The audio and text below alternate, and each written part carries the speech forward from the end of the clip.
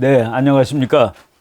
전쟁과 국제정치 27번째 강의 시작하도록 하겠습니다. 무기와 전쟁이라는 그 큰 타이틀의 두 번째 시간입니다. 전번 시간에는 그 군비 경쟁이 전쟁의 원인이 된다라는 그 마이클 월러스라는 아주 그 유명한 학자의 논문을 중심으로 말씀을 드렸습니다. 그 마이클 월러스의 그 발견에 의하면은 전쟁하기 전에 군비 경쟁이 있었던 경우는 정말 전쟁으로 비화될 확률이 정말로 높았다는 사실을 이제 발견을 했다라고 얘기를 드렸습니다. 그리고 수많은 군축 이론에 과학적 근거를 제공한 그 학자가 바로 마이클 월러스였습니다.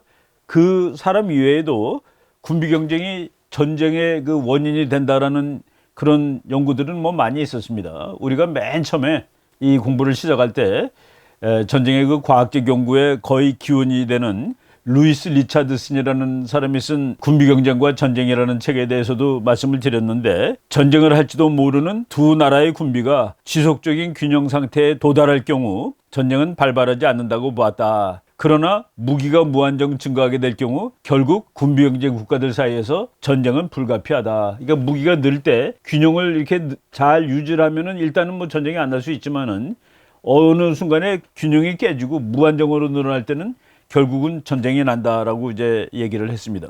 그리고 여러분들 그 사무엘 헌팅턴 문명의 충돌이라는 책으로 대단히 유명한 그 하버드 대학 교수인데, 이분은 처음에 박사를 받고 처음에는 국제정치학자고 그래서 군비 경쟁에 관한 그 연구를 많이 했습니다. 그런데 이분의 그 발견은 조금 특이해요. 군비 경쟁의 초기 단계에서는 전쟁이 발발할 가능성이 높은데 무기의 양적 경쟁이 질적 경쟁보다 오히려 더 위험하다. 그러니까 무기가 퀄리티가 좋아지는 것보다 양이 많아지는 것이 더 위험하다. 그리고 군비 경쟁은 초기에는 위험하다. 그런데 헌팅턴 교수가 발견한 사실은 군비 경쟁이 오래 지속되는 동안에 군비 경쟁이 서로 익숙한 거예요. A라는 나라가 군비 늘리는 거가 B가 보기가 그냥 늘상 하는 일이네. 또는 그 A가 하는 일을 B가 보고 B가 하는 일을 A가 보면서 뭐 항상 하는 일이지 해가지고 이제 시간이 오래 지났을 때, 즉 군비 경쟁이 안정적으로 군비 경쟁이 진행될 때 그것은 전쟁을 유발하지 않는다라는 사실을 밝혀냈습니다.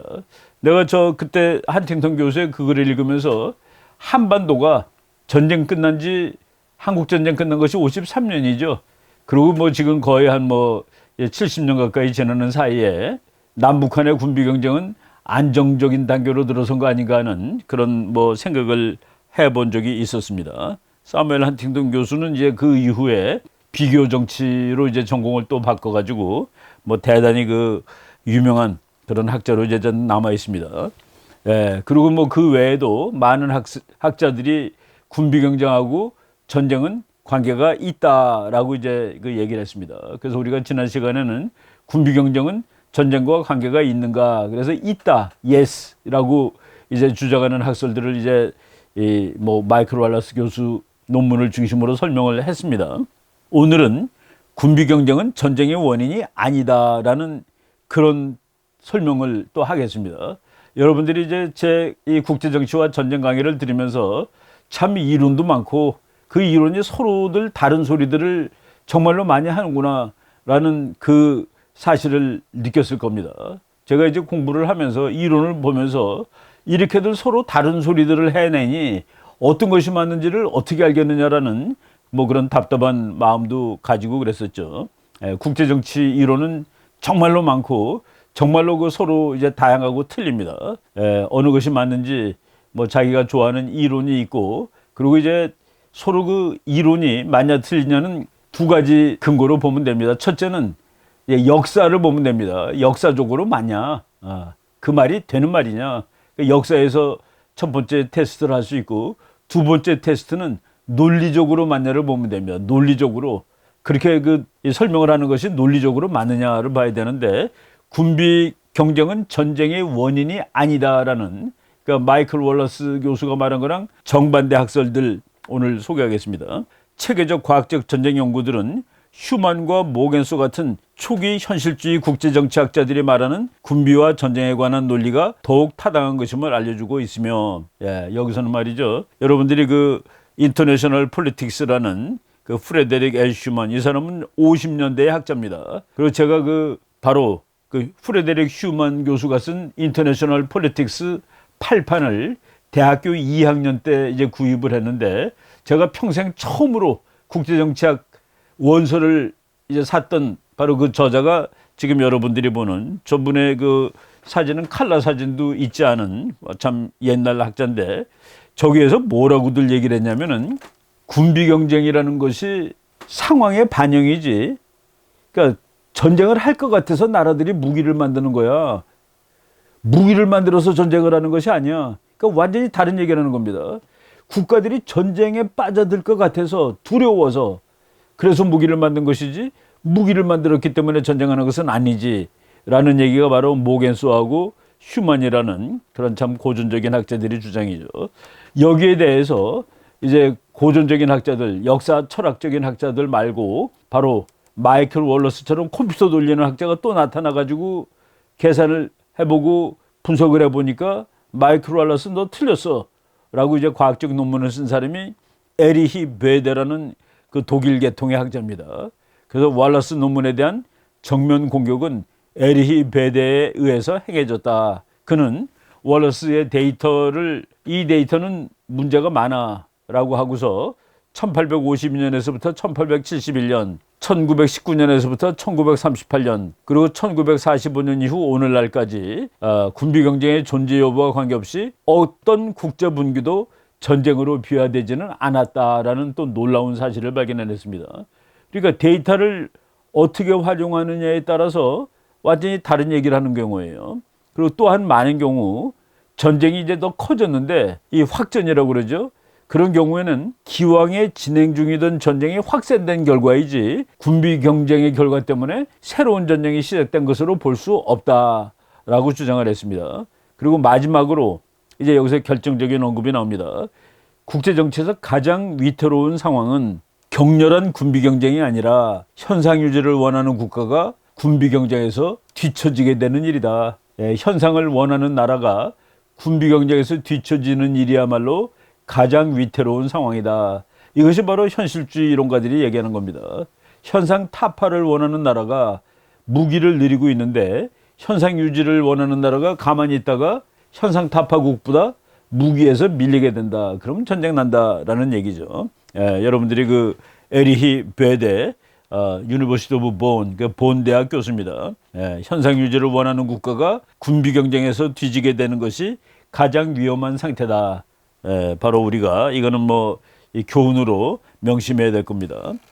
그리고 우리가 그 월러스하고 폴 딜이라는 사람이 군비 경쟁을 어떻게 정의하느냐를 지난 시간에 말씀을 드렸는데, 폴 딜이라는 학자는 전쟁이 일어나기 3년 전에 그 매 1년마다 8%씩 국방비를 늘린 경우를 군비 경쟁으로 간주해야 된다라고 얘기를 했죠. 근데 그 폴 딜이 자기 데이터를 가지고서 분석을 해봤더니 19세기의 경우, 그러니까 1800년대 어느 경우도 군비 경쟁이 전쟁으로 확대된 적은 없다. 그러니까 보니까 3년 동안 8%를 군비를 증강시킨 것을 군비 경쟁으로 봤는데, 그런 경우에 전쟁으로 끝난 나라, 그런 사례가 19세기에 없었다라는 얘기입니다. 그리고 발발되었던 어떤 전쟁을 보아도 사전에 군비 경쟁이 선행된 적이 없다고 주장함으로써 월러스의 견해를 전면으로 부정하였다. 그리고 이제 폴 딜이 킹스턴이라는 학자하고 공저한 논문에서 대규모의 군비 증강은 국가 또는 경쟁 상대자들로 하여금 분기에 말려들 가능성을 더 높이지 않았으며, 전쟁과 군비 경쟁의 관계는 간접적인 것이라고 주장하였다. 그러니까 아주 쉽게 얘기하겠습니다. 1950년에 한국하고 북한하고 전쟁했죠. 한국전쟁. 그때 북한의 탱크 그냥 200여 대, 비행기 200여 대, 북한 군인 20만이었습니다. 그때 한국에는 군인 10만, 그리고 비행기 탱크 이런 거 하나도 없었죠. 박격포 몇백문 있었는데, 그때하고 지금은 그때보다 얼마나 군비가 더 많습니까? 탱크도 북한에 몇천 대, 우리나라도 몇천 대. 그러니까 옛날에 북한 탱크 200대 우리 없을 때 하고 지금이 군비가 훨씬 많은데, 지금이 1950년보다 전쟁 날 확률이 높냐라고 물어봤을 때 어떤 그 군비 경쟁을 공부한 학자도 그렇다라고 얘기하기가 힘든 것이죠. 예, 그래서 알트펠드라는 학자가 월러스의 연구 결과를 비판하면서 군비 경쟁이란 전쟁을 위한 충분 조건이 될 수 있지만 필요 조건은 되지 못한다. 예, 필요 조건이 없으면은 그 일이 이루어지지는 않는 것이죠. 예, 그러니까 여기 정말 그 인화 물질들이 정말 많습니다. 뭐 기름이 있어요. 근데 기름이 있다고 불이 나는 것은 아닙니다. 거기다 성냥불을 던져야지 불이 나는 것이죠. 그 성냥불이 바로 여기서 필요 조건이 되는데 군비 경쟁은 아마도 충분 조건은 될 수 있지 모른다. 기름은 될 수 있을 것이다. 그렇지만 기름이 있다고 반드시 불이 나는 것은 아니다라는 얘기죠. 그리고 우리가 전쟁론 할 때 제일 먼저 인용한 학자가 퀸시 라이트인데 퀸시 라이트도 당연히 군비 경쟁에 대해서 얘기를 했습니다. 양적인 군비 축소의 경우 오히려 전쟁의 발생 빈도는 높아졌다. 이거는 또 무슨 놀라운 얘기입니까? 군비를 늘린 게 아니라 이만큼 갖고 있는데 확 줄였을 때 예를 들어서 말이죠. 제가 아까 그 한국 전쟁을 인용을 했는데 지금 대한민국하고 북한이 뭐 탱크를 수천 대씩 갖고 있는데 예를 들어서 다 줄였다 칩시다. 북한 탱크는 500대로 줄이고 우리는 200대로 줄였다. 지금 뭐 북한이 탱크 숫자는 더 많아요. 물론 퀄리티는 우리가 좋지만은 그 양적으로는 북한이 더 많은데 하여간 뭐 같은 비율로 줄였다 칩시다. 그러면은 줄어들었을 때 그러니까 군비 축소 논리에 의하면은 군비가 줄어들었으니까 평화가 오고 전쟁 날 확률이 줄어들어. 저는 오히려 전쟁 날 확률이 더 늘어날지도 모른다라고 생각합니다. 바로 이렇게 서로 군비가 쭉 내려갔을 때는 선제 공격하는 팀이 훨씬 유리해집니다. 군비가 많을 때는 서로 많을 때는 선제 공격하는 나라가 상대방을 그냥 한 방에 KO시킬 수 없어요. 예, 바로 그 얘기를 하는 거죠. 퀸시 라이트 교수는 양적인 군비 축소, 그냥 질이 아니라 양으로 확 줄였을 때 오히려 전쟁 발발 빈도가 높아졌다. 이처럼 군비와 전쟁에 관해서 정반대의 논리가 존재하고 있고 군비와 전쟁의 관계가 없다는 과학적 연구 결과들이 오히려 다수설인 상황에서 상당히 이상주의적인 군축은 곧 평화다라는 사상이 팽배하고 있다. 예, 바로 어디 가서 아예 군비 늘어도 전쟁 안 납니다라는 얘기는 정말 하기 힘들어요. 군비가 줄여야지 평화가 오지라는 얘기는 그건 아주 참 말하기 쉽습니다. 그런데 과학적인 다수설은 군비와 전쟁의 관계는 없답니다. 그래서 제임스 페인이라는 또 군비 경쟁에 관한 그 유명한 책을 쓴 학자가 있는데 그 사람이 그 책 앞부분에 이렇게 썼습니다. 이 같은 원초적인 지식이 오늘날의 군축을 위한 캠페인에서는 잊혀지고 있는 것 같다. 무슨 얘기냐면은 군축 이론, 평화 이론은 너무나도 도덕 이론이 되었습니다. 도덕 이론. 그래서 과학적으로 군축과 전쟁에 관계가 없는 것 같은데 라는 이론을 말하기가 어렵게 되었다. 그리고 군축은 캠페인이 돼버리고 이런 과학적인 발견들이 그냥 무시돼 버리고 있는 것 같다라고 페인이라는 교수가 얘기를 했습니다. 예, 군비를 전쟁의 직접적인 원인이라고 간주하지 않는 학자들은 전쟁과 긴장 그리고 군비 중에서 군비는 종속 변수라고 보는 겁니다. 독립 변수는 상황이에요.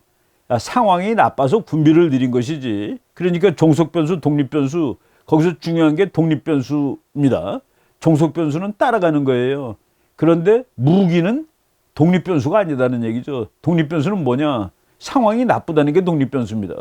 그래서 무기를 줄어도 그런 경우에는 뭐 평화가 오지 않는다는 그런 얘기죠. 두 나라가 싸우겠다는데 무기 없어도 싸울 수 있는 겁니다. 무기가 조금이라도 6.25 때 60년 전에 무기 별로 없을 때 전쟁한 것이죠. 예, 그래서 국제관계가 나쁘다는 사실을 나타내는 징후다. 군비 경쟁은. 왜 너네 군비 경쟁하니? 싸울 것 같아서요. 예, 그러니까 어떤 것이 독립 변수인지 어떤 것이 종속 변수인지 잘 생각해 보십시다. 군비는 이거는 기계죠. 탱크는 기계입니다. 탱크를 움직이는 건 사람입니다.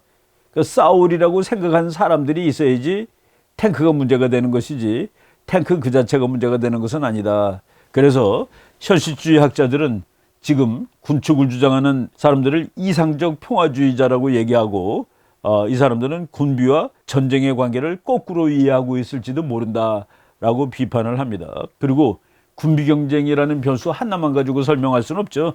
그 외에 다른 변수들이 많이 있는데 이제 우리가 군비를 연구하는 사람들은 군비 하나만을 보기 때문에 이제 군비는 전쟁의 원인이다라는 이렇게 그 올바르지 못한 말을 할 확률이 높다라고 이제 얘기를 하는 겁니다. 예. 그러면은 어떤 것이 더 많냐? 이렇게 두 가지 정반대 소리를 하는데, 그 예를 들어서 뭐 어느 나라의 그 지도자가 그 나라의 그 정책 뭐 학자들한테 물어보겠죠. 저 나라가 군비를 많이 갖고 있는데 우리는 어떻게 대처해야 합니까? 라고 얘기했을 때 그 서로 이론이 다르면은 서로 어드바이스가 달라지겠죠. 그러면은 정치가는 어떤 사람의 견해를 택해야 됩니까? 바로 이것이 대단히 그 난감한 문제인데, 우리나라나 외국이냐를 막론하고 군비 증강은 전쟁의 원인이라고 주장하는 환상적인 평화주의자들의 목소리가 도처에서 들려온다. 제가 이제 책에다 그냥 썼던 겁니다. 환상주의적 평화론, 군비만 줄어들면 평화가 올 것이라는 그 생각. 그런데 군비 때문에 전쟁이 난다는 사람들은 그 몇 가지 논리가 있습니다.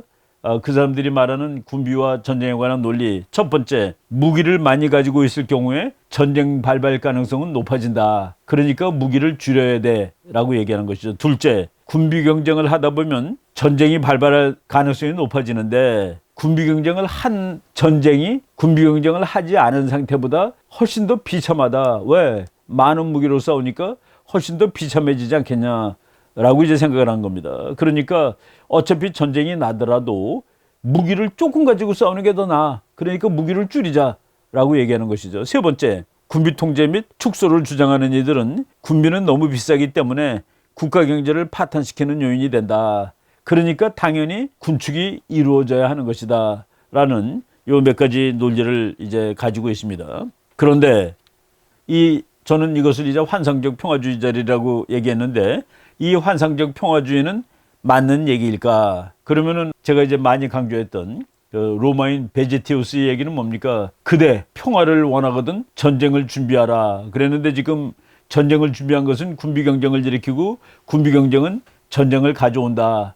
이거 정반대 되는데, 바로 그러면은 평화를 원하면 전쟁을 준비하라는 얘기는 뭐 소위 말해서 수구 꼴통의 얘기냐, 어떤 주장이 맞느냐, 이거를 우리가 이제 그 판단할 수 있는 몇 가지 전제가 이제 필요한데, 이 무기 문제, 군비 문제, 전쟁 문제를 국제정치학, 군사전략론이라는 관점에서 일단 봐야 된다 하는 얘기입니다. 군비를 갖추고 군사력을 보유하는 문제를 경제적인 측면에서 얘기하는 사람들이 많은데, 그거는 안 된다는 얘기예요.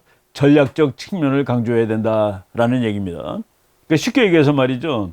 그 어머니들이, 그러니까 집이 이렇게 그렇게 부유하지 않은 집은 그러니까 다 가계부를 쓰는데, 뭐 예를 들어서 매달 첫날 이렇게 가계부를 써요. 이번 달에는 병원비, 뭐 건강비, 이것을 얼마를 쓰겠다 했는데, 예를 들어서 1일 날서부터 한 2, 3일 사이에 꼬마가 아파서 병원을 가가지고 그 달치 그 병원비를 다 썼다 칩시다. 근데 그 아이가 15일 날 또 아팠어. 그러면 병원비를 다 썼으니까 병원에 안 가는 겁니까? 가야 돼요. 그때 갈 때는 예를 들어서 그 건강비가 아니라 뭐 심지어는 그 뭐 옷 살 돈을 줄일 수도 있고 소풍 갈 돈을 줄일 수도 있고, 그래서 제일 중요한 돈이 건강 유지비입니다. 국가에서 제일 중요한 돈은 국방비입니다. 바로 그런 그 관점을 가지고서 군비라든가 전쟁의 관계를 연구해야 된다는 얘기입니다. 그래서 우리가 군비를 얘기할 때, 전쟁을 얘기할 때, 이것이 인간 사회의 영역에서 가장 유사한 것이 보험입니다. 보험. 우리가 보험을 드는데, 보험 들었어도 뭐 화재 보험 들었을 때 불이 잘 납니까? 그리고 생명보험 들었을 때 뭐 이렇게 그냥 곧 죽습니까? 건강보험 들었을 때 병이 그렇게 납니까? 그럼에도 불구하고 자동차 사고도 안 나고 집에 불도 안 나지만은 매년마다 우리가 건강보험도 들고 자동차 보험도 들고 화재 보험도 드는 겁니다. 그런데 우리가 예를 들어서 자동차 보험을 10년 들었는데 자동차 사고가 한 번도 안 났습니다. 그러면 그 다음에는 자동차 보험 이제는 안 들어도 되냐? 아니죠. 듭니다. 더 처절하게 얘기를 하면은, 야, 이게 자동차 보험을 내가 10년이나 내갖고 자동차 한 대 값을 냈는데 너무 억울해. 한번 가서 바칠까? 부다칠까? 그런 경우 절대로 없는 것이죠. 바로 이렇게 그 국가 안보, 군비의 영역은 바로 우리 인간 생활에서 제일 비싼 걸 애써서 찾으면은 보험이다. 그리고 그 돈은 우리가 내고서 그 보험료를 안 타는 것이 더 좋은 일이죠. 보험료를 안 타는 게 더 좋은 일들이 있는 겁니다. 예, 바로 국가가 전쟁 준비를 하고 그리고 국가 안보를 준비하는 것은 마치 국가가 보험 드는 일처럼 생각하자. 거기에 그 관점에서 군비 경쟁을 보면은 이제 다 달라 보이는 겁니다. 그리고 이제 경제적인 측면에서 보지 않고 둘째로 군비 및 전쟁의 관계에 대한 검증 또는 분석은 현실주의적인 입장에서 봐야 한다. 이상주의, 도덕주의적 관점이 개입되면 냉정한 전략을 만들 수 없다. 우리가 이제 처음에 얘기했죠. 역설이라고. 우리가 무기를 사오는 이유는 그 무기를 안 쓰기 위해서 사온다고 그랬습니다. 그 역설적인 논리를 이해해야 된다. 그래서 말이죠. 저는 이 세상에 군축이 성공한 적은 사실은 한 번도 없습니다. 우리 이걸 줄입시다. 그래서 우리가 평화를 유지합시다 해서는 성공을 한 적이 한 번도 없어요. 그런데 군축 사상 가장 유명한 성공 사례가 바로 레이건 대통령하고 고버초프 대통령이 핵폭탄을 왕창 줄였습니다. 미국과 소련의 핵폭탄을 대충 줄였는데 여기서 우리가 알아내야 할 사실, 평화가 왔기 때문에 무기가 줄었답니다. 무기를 줄여서 평화가 온 게 아니에요. 무기를 줄임으로써 평화가 왔다 그러면은 군축이 성공한 사례가 되는데 그런 적은 엄밀하게 말해서 없었다라고 봐도 됩니다. 그런데 정말 이거는 뭐 핵폭탄이 미국은 뭐 3만 발, 소련은 5만 발 갖고 있었는데 지금은 뭐 둘 다 1만 발 이하로 내려갔습니다. 얼마나 핵폭탄이 몇만 발이 줄어들었습니까? 그것은 평화의 결과이지 평화의 원인이 아니다라고 얘기하는 겁니다. 바로 이런 관점에서 이제 군비 경쟁과 군비 축소를 보자는 얘기입니다. 그래서 군축이 성공된 사례가 1989년 냉전이 끝날 무렵이죠. 그때 그 군축 성공 사례가 보이는데 이것을 도덕적인 군비 축소론자들이 이렇게 얘기를 해요. 성공적인 군비 축소가 이루어졌기 때문에 미국과 소련 사이에 평화가 오게 되었다. 그런데 이거는 이렇게 말해야지 더 맞습니다. 미국과 소련 사이에 평화가 왔기 때문에 성공적인 군축이 이루어질 수 있었다. 그러니까 지금 여러분들이 지금 내 말하는 걸 보면은 이 군축과 전쟁의 관계, 어느 것이 독립변수고 어느 것이 종속변수인지 그것을 분명히 해야 되겠구나라고 이제 뭐 이해를 하실 수가 있습니다. 소련과 미국이 싸움을 포기했기 때문에 군축이 가능했던 것이지. 그래서 1980년대 후반에 이루어진 미국과 소련 사이의 군축은 평화의 결과였지 평화의 원인은 아니다. 여러분들이 그 고버초프 대통령하고 레이건 대통령이 그 사인하는 그 모습을 볼 수 있습니다. 고버초프 대통령하고 레이건 대통령은 정말 처절한 현실주의론가죠. 레이건 대통령은 미국에서 군비를 제일 많이 들인 대통령입니다. 저 선생님 뭐라고 그런지 아십니까? 우리가 소련보다 군비가 많아야지 줄이자고 얘기할 수 있을 거 아니겠느냐고. 약한 나라가, 군비가 적은 나라가 군비 많은 나라 보고 줄이자 그러면 군비가 축소가 되겠느냐고.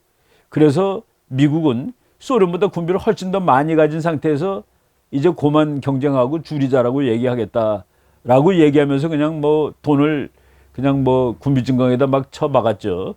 그리고 소련보다 미국 군비가 훨씬 많아졌을 때 고버초프한테 이제 군비를 줄이자라고 제안을 했고 그것이 성공해가지고 세계에서 가장 군축에 성공한 대통령이 됐는데 그 가장 성공한 군축 이전에 가장 군비를 많이 들인 대통령도 레이건이었다라고 얘기할 수 있는 겁니다. 뭐 여러 번 강조했지만은 독립변수와 종속변수 이것을 잘 알자.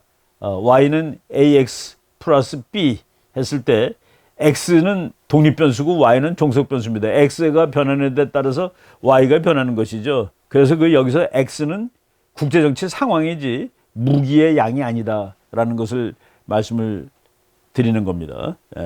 오늘날 지구 어느 때보다 우리 지구 역사 이제 몇천 년 어느 때보다 훨씬 많은 양의 대포, 탱크, 총, 폭탄을 가지고 있습니다. 그러나 지금 과거처럼 전쟁이 많은 시대를 사는 것은 아니죠. 지금이 세계에서 무기가 아마 세계 역사상 무기가 제일 많은 시대일 겁니다. 그렇지만 그렇다고 전쟁이 많이 일어나는 것은 아니다. 저희가 그 미국에서 이제 공부할 때 그 텍사스 대학의 그 평화주의자들이 무슨 뭐 퍼포먼스를 막 하고 그랬습니다. 레이건 대통령을 뭐 무기를 누린다고 아주 그냥 못된 대통령으로 묘사하고 레이건을 막 모욕하고 그러는 그런 전시회가 있었는데 거기 갔더니만은 이제 그 핵폭탄이 터져가지고 막 이렇게 뭉게구름으로 이렇게 올라가는 그 형상을 만들어 놓고 그 뭉게구름 속에 마치 어머니 자궁속에 있는 그 애가 막 얼굴이 일그러진 그 그림을 이렇게 또 그려놨더라고요. 그래서 그 밑에 썼는데 핵폭탄으로 죽어간 모든 사람들을 위로하면서 이 예술 작품을 만들었다라고 써 있는데 제가 그걸 보면서 그때 이제 전쟁론 한참 공부할 때인데 핵폭탄 터지는 그것보다 핵폭탄에 죽은 사람 몇 명입니까? 솔직히 20만 명쯤 될 겁니다. 20만 명. 그 핵폭탄에 죽은 사람은 나가사키 사람하고 히로시마 사람하고 그 두 도시의 일본 사람들이 핵폭탄에 의해서 죽었습니다. 그 핵폭탄보다 사람을 훨씬 많이 죽인 게 탱크 아니겠습니까? 탱크? 칼 아니겠습니까? 활. 심지어 활에 죽은 사람도 핵폭탄에 죽은 사람보다 아마도 더 많을지 모릅니다. 그래서 그것을 제가 좀 환상적이고 너무 이상적이고 너무 감정적이다라는 생각을 한 적이 있었습니다. 미국에서 저 총기 논쟁이 지금 한참 진행되는데 총이 많으니까 총에 많아서 죽는 사람이 많다라고 이제 얘기하면서 총을 줄이면은 총에 맞아서 죽는 사람이 적어지지 않겠느냐. 그 뭐 맞는 얘기죠. 그렇지만은 총기 소유를 찬성하는 사람들은 사람이 사람을 죽이는 것이지 총이 사람을 죽이느냐. 라고 얘기를 하는 겁니다. 지난 시간에 이미 얘기를 했지만은 3차 대전은 아마도 하게 되면은 핵무기로 하겠죠. 핵전쟁을 할 겁니다. 핵전쟁을 하게 되면은 문명이 없어지니까 아인슈타인이 이렇게 얘기했죠. 그런데 만약 사람들이 살아남아서 4차 대전을 한다면은 4차 대전을 벌리는 사람들은 돌멩이 가지고 싸울 거라는 그런 얘기를 했는데 무기가 독립변수라고 생각하면은 무기를 줄이면 평화가 온다라고 얘기를 하는 것이죠. 네. 사람이 독립변수고 인간 관계가 독립변수라고 그러면은 무기와 관계없이 사람들은 싸움을 할 거다라고 얘기를 하는 겁니다. 아까 그 프레데릭 슈만이라는 그 오래된 학자 얘기를 했는데 프레데릭 슈만의 얘기를 잠깐 요약을 하면은 평화주의자들은 오랫동안 군비는 전쟁을 불러일으키는 요인이라고 믿고 있었지만 실제는 오히려 그것과 반대의 주장이 더 진리에 가깝다. 무기란 평화가 가능하다고 느껴지는 곳에서만 감축될 수 있는 것이며 갈등이 있을지 모른다고 기대되는 곳에서 군비 경쟁이 야기되는 것이다. 아주 정확한 얘기죠. 싸울지 몰라서 무기를 만드는 것이지 무기를 만들어서 싸우는 것은 아니다는 얘기입니다. 군비는 전쟁 또는 전쟁을 하리라는 기대 때문에 갖춰지게 되는 것이다. 라고 뭐 아주 그 옛날 책이지만은 뭐 저희들 뭐 지금 이제 좀 나이 든 뭐 대학교 은퇴하신 교수님들 학생 때 전부 다 저 책으로 우리가 국제정책을 공부했습니다. 저 책에 버금가게 유명한 그 외교사 책이 또 있었는데 르네 알브레히트 까리에라는 이제 이름은 프랑스 사람 이름으로 돼 있는데 뭐 평생 미국에서 이제 학자로 지냈던 사람입니다. 그 사람이 썼던 A Diplomatic History of Europe, 유럽 외교사라는 책이 있었는데 저희 대학교 다닐 때는 교수님이 저 책을 가지고 외교사를 다 가르치고 그랬습니다. 근데 저 사람도 1차 대전이 군비경제 때문에 발발했다는 주장을 반박하면서 까리에 교수는 다음처럼 말하였다. 1914년 1차 대전 터지는 해죠. 이전의 군비경쟁론은 무기 자체를 전쟁 발발의 중요한 원인으로 간주하였다. 이 견해가 부분적으로 옳다는 사실은 인과관계의 순서가 뒤바뀐 것 같은 더 큰 허구를 감추고 있다. 무기가 많아졌다는 사실, 무기가 쌓였다는 사실, 즉 무기의 축적은 본질적으로 더 근본적인 상황인 불안정의 결과이지 원인이 아닌 것이다. 지금 제가 한 말 그대로 반영이 되는 것이죠. 무기가 많아졌다는 것은 상황이 나빠서 그렇지 그놈 때문에 상황이 나빠진 것이 아니야 라고 얘기를 했는데 1차 대전을 설명하면서 저 말을 했다. 그리고 그 AJP 테일러라는 그 사람 역시 유명한 사람인데 그 사람도 2차 대전의 원인을 현상 유지를 원하는 국가들이 군비 경쟁하기를 꺼려했고 현상 타파국의 군비 경쟁에 제대로 대응하여 전쟁을 억제하지 못해서 2차 대전이 터졌다. 그러니까 평화를 유지하는 현상을 유지하려는 나라가 현상을 타파하려는 나라한테 무기 경쟁에서 뒤처지게 될 때 전쟁이 난다 이겁니다. 차라리 무기 경쟁을 했으면 전쟁이 안 났을 걸 그런 얘기죠. 그리고 뭐 우리가 뭐 한두 번 인용하지 않은 제일 유명한 한스 몽에스 교수 이 사람은 이렇게 얘기했습니다. 인간은 무기를 가지고 있기 때문에 싸움을 하는 것이 아니다. 인간들은 싸울 필요가 있다고 생각하기 때문에 무기를 가지고 있는 것이다. 결정타죠. 바로 요새 그 과학적 군비 경쟁 이론 중에서도 바로 그 무기를 너무나 독립변수로 간주한다는 그 얘기입니다. 이거 말고 군비 경쟁하고 조금 관계없는 얘기지만은 기관총이 발명되었을 때 앞으로의 전쟁은 없다라고 주장한 사람들이 많습니다. 어떻게 정상적인 인간이라면은 그 기관총 그 총알이 정말 비 퍼붓듯이 날아오는데 총 들고 달려갈 수 있단 말인가? 기관총 때문에 이제는 전쟁은 끝났다라고 사람들이 생각을 했는데, 바로 러일 전쟁 때 일본군이 러시아군이 그냥 기관총을 쏘는데도 불구하고 그냥 뛰어가더라 하는 사실을 알고 전부 다 경악을 한 것이죠. 그런데 기관총이 나와서 전쟁이 끝나기는커녕 기관총 때문에 나온 무기가 뭡니까? 탱크가 나왔습니다. 기관총을 쏘더라도 그냥 막 달려갈 수 있는. 그래서 기관총이라는, 그러니까 정말 이제 전쟁은 못해. 저 무지막지한 무기 때문에. 그런데 인간은 곧 탱크를 발명해내더라 하는. 그래서 전쟁하려는 마음이 독립변수가 되는 것이죠. 무기라기보다도.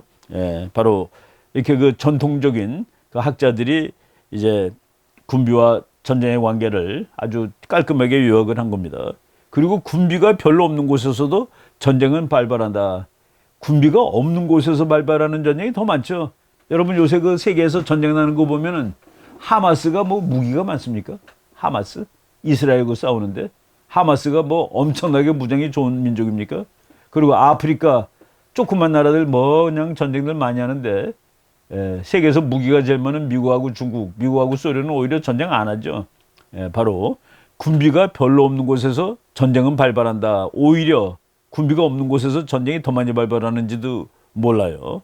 그래서 이런 그 학자들의 종합하면은 아까 말한 그 페인 교수 앞에서도 인용을 했었죠. 오늘날 그 과학적인 그 연구 결과하고 반대되는 얘기를 막 그냥 생각 없이 해대고 있다.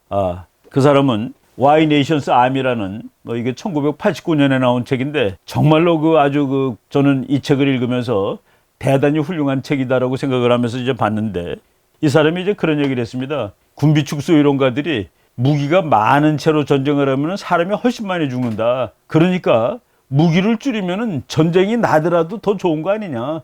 인명피해가 적으니까 그거를 War Destructiveness Fallacy, 이것을 전쟁 파괴력에 관한 오류라고 이제 이 책에서 이제 설명을 하고 있는데 무기가 더 많은 나라들이 싸우면은 사람이 더 많이 죽습니까? 전쟁이 가장 참혹한 전쟁은 언제 전쟁이라고 제가 얘기를 했습니까? 1648년서부터 앞에 30년, 1618년서부터 1648년까지 지금의 독일이 있는 곳이에요. 거기서 싸워졌던 30년 전쟁이 아마도 인간 역사에서는 가장 처절한 전쟁이었을 겁니다. 하여간 그 동네 살던 사람 3분의 1이 죽었으니까 그때 기관총이 있었습니까? 그때 소총이 있었습니까? 그때 창과 활과 칼로 이렇게 많은 사람이 죽은 거예요. 바로 지금 Why Nations Arm, 국가들은 왜 무장하는가라는 그 놀라운 책을 썼는데 이 제임스 페인이라는 사람이 주장한 건 뭐냐면은 우리가 알고 있던 상식을 다 거절을 했습니다. 국가들이 위험하다고 생각해서 군비 경쟁을 하는 것이지. 근데 저분이 연구를 해보니까 위험하다는 나라보다 위험하지 않은 나라가 군비 경쟁을 더 많이 해요. 위험하지 않은 나라들이 군비를 더 많이 만듭니다. 그리고 적이 없는 나라인데도 군비를 막 증가시키는 경우가 있습니다. 그래서 이 제임스 페인 교수의 주장에 의하면은 국가 안보가 심각한 나라, 국가 안보가 심각해서 군비를 늘리거나 군비를 갖추는 것이 아니다라고 주장을 하고 있습니다. 이 사람 주장 제가 이제 책에 다 쓰지는 않았지만은 지금 언뜻 기억나는 것 중에서 공산주의 국가하고 이슬람이라는 사상을 가진 사람들이 군비를 훨씬 많이 증가한다는 사실을 발견했는데 이분은 그걸 아주 심플하게 설명을 하고 있습니다. 그 정치 사상에서 적을 상정하는 사상들이 있습니다. 공산주의 이론가들은 자본주의 국가를 적이라고 봐요. 그리고 이슬람은 기독교를 적이라고 봅니다. 그래서 적이 상정되어 있는 이데올로기를 따르는 나라들은 돈이 있든 없든 국가 안보가 위험하든 안 하든 군비를 대폭 늘렸다라는 사실을 이 책에서 이제 발견을 하고 있는데 그래서 우리가 상식적으로 정책 합리적이라는 말을 썼습니다. policy rational approach. 그러니까 국가들이 위험하니까 군비를 늘리는 것 아니겠어? 라고 말하는 것은 실제 군비를 늘리는 나라의 행동을 설명하지 못한다라는 그 사실을 이제 발견해냈죠. 그리고 무기가 많은 곳에서 전쟁 난다도 이제 아니고, 무기를 많이 가지고 전쟁을 했을 경우에 사람이 많이 죽는다도 아니고, 오히려 거꾸로를 발견했습니다. 왜 거꾸로가 되겠습니까? 걸프 전쟁 여러분 아시죠? 걸프 전쟁이 가장 최신 전쟁 중에 하나일 겁니다. 1991년에 싸운 전쟁이죠. 그리고 2003년에 이라크 전쟁. 물론 뭐 미군은 뭐 정말 그 인명피해가 별로 없습니다. 이라크 군들도 다른 전쟁에 비하면은 인명피해가 없습니다. 가장 좋은 무기 가지고 싸우는데 인명피해가 왜 없을까? 인명피해가 가장 좋은 무기를 가지고 싸우는데도 없는 이유는 전쟁이 빨리 끝난답니다. 답은. 옛날에 칼 가지고 싸울 때는 30년씩 전쟁을 해요. 그런데 지금은 좋은 무기 가지고 싸우다 보니까 그냥 한 달 이내에 다 끝납니다. 그래서 한 전쟁의 인명피해를 보니까 좋은 무기를 가지고 싸웠다고 해가지고 더 인명피해가 만연하는 것은 아니다라는 사실을 또 이제 발견한 것이죠. 미국 역사상 가장 인명피해를 많이 낸 전쟁은 남북전쟁입니다. 남북전쟁 당시 북군의 16.5%가 전사했습니다. 북군이 승리를 했지만은 승리한 팀의 16.5%가 전사를 했다. 남군은 더 많이 죽었죠. 그런데 훨씬 발달된 무기로 싸운 2차 대전 중에 미군 병사의 사망 비율은 2.5%였다. 그러니까 남북전쟁 1860년대 전쟁이죠. 그리고 1939년에서부터 45년까지 2차 대전. 2차 대전이 훨씬 좋은 무기가 있었지만은 미군 인명피해를 보니까 남북전쟁이 훨씬 더 심했다.